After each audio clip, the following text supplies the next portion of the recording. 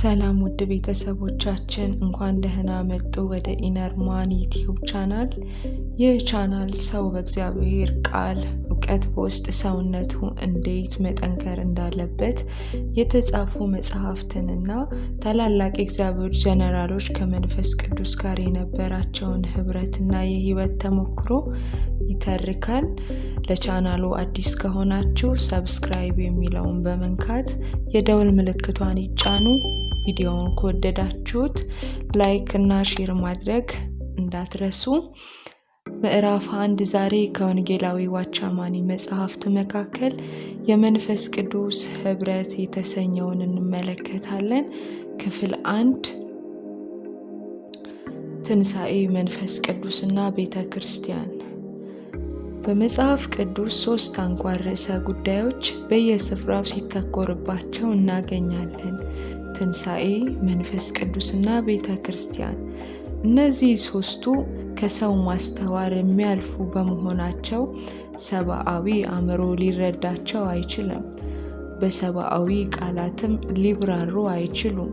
እነዚህ 3ቱ ሙሉ በሙሉ የሚመረኮዙት የጌታ መንፈስ በሚሰጠን ማስተዋል ላይ ነው። እናስተውላቸው ዘንድ ከዘፍጥረት መጽሐፍ መጀመር ይኖርብናል። ሰው በእግዚአብሔር እጅ ሲበጅ ፍጹም ሆኖ ተጠናቆ ያላለቀ ፍጥረት እንደሆነ እናውቃለን። ሌሎች ፍጡራን በሙሉ ፍጹምና ተጠናቀው ያለቁ ናቸው። ፍጹም ሆኖ ተፈጥሮ ገና መሟላት የሚቀረው ሰው ብቻ ነው። እግዚአብሔር ሰውን ከፈጠረ በኋላ የሕይወትን ዛፍና መልካምን ክፉን የምታስታውቀዋን ዛፍ በፊቱ አኑሮ ከሁለቱ የመረጠውን እንዲበላ ምርጫ መስጠቱ በራሱ እግዚአብሔር ሰውን ሲፈጥር የተሟላ አድርጎ እንዳልፈጠረ የሚያመለክት ነው። ሰው መልካሙንና ክፉን ለይቶ ማወቅ አይችልም ነበር። በእግዚአብሔር ፊት ገና ሙሉ አልነበረም። በሕይወት ዛፍ የተወከለውን የእግዚአብሔርን ሕይወት መቀበል ያስፈልገው ነበር። ሰው ከምድር አፈር ከተበጀ በኋላ ገና የእግዚአብሔር ሕይወት ሊቀበል ያስፈልገው ነበር።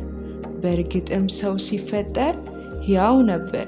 ይሁንና የእግዚአብሔር ሕይወት በውስጡ አልነበረም። ይህ ለፍጽምነት የሚያበቃ የመጨረሻ እርምጃ መውሰድ ያለበት ራሱ ሰው ነበር። የእግዚአብሔርን የሕይወት ዛፍ ፍሬ መብላት የእግዚአብሔርን ሕይወት ሲቀበል ያን ጊዜ የተሟላ ማንነት ይኖረዋል።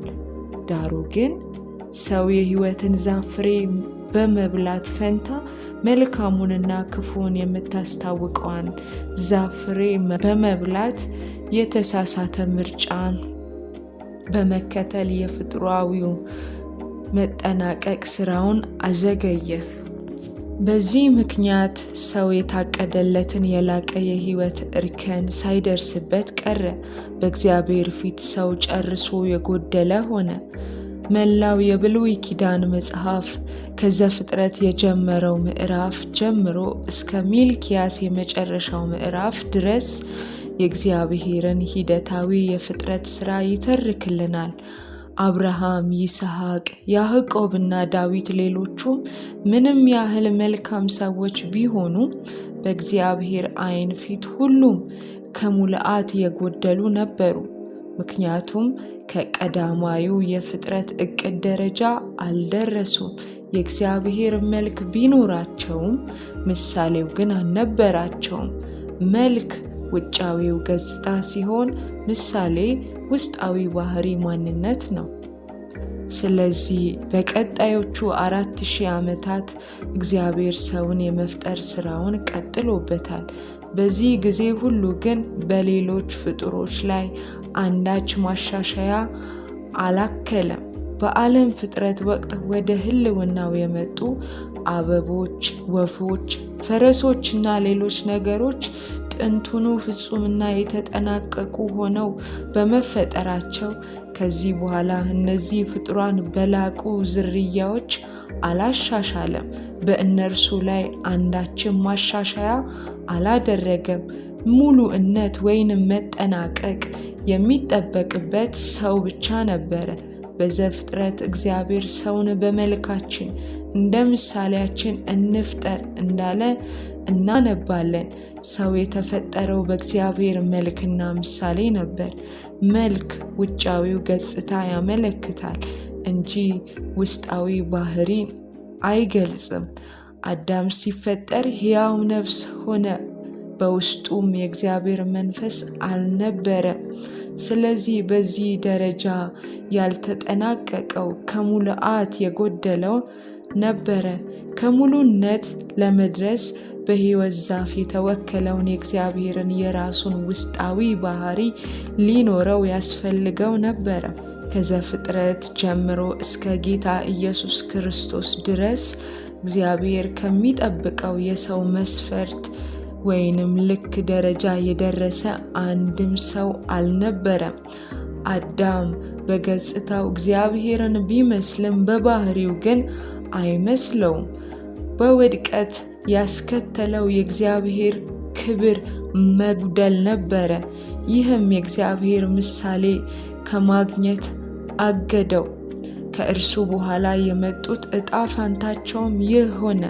ጌታ ኢየሱስ ክርስቶስ ከመወለዱ በፊት አይነተኛ ወይንም መሆን እንዳለበት ሆኖ የተገኘ አንድም ሰው በምድር ላይ አልነበረም።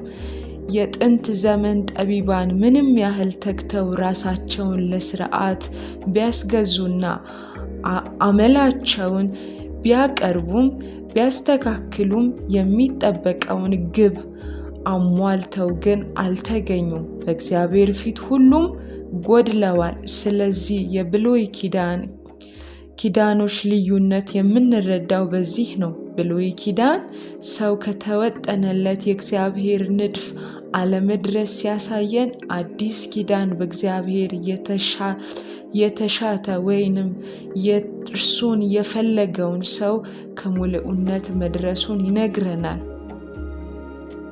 እግዚአብሔር ሲናፍቀው የቆየው ዳሩ ግን በምድር ላይ ከዚህ በፊት አይቶ የማይታወቀው ሰው አሁን በአዲስ ኪዳን ታየ፣ በሰው ፊት ተገለጠ። ያም ሰው ክርስቶስ ነው።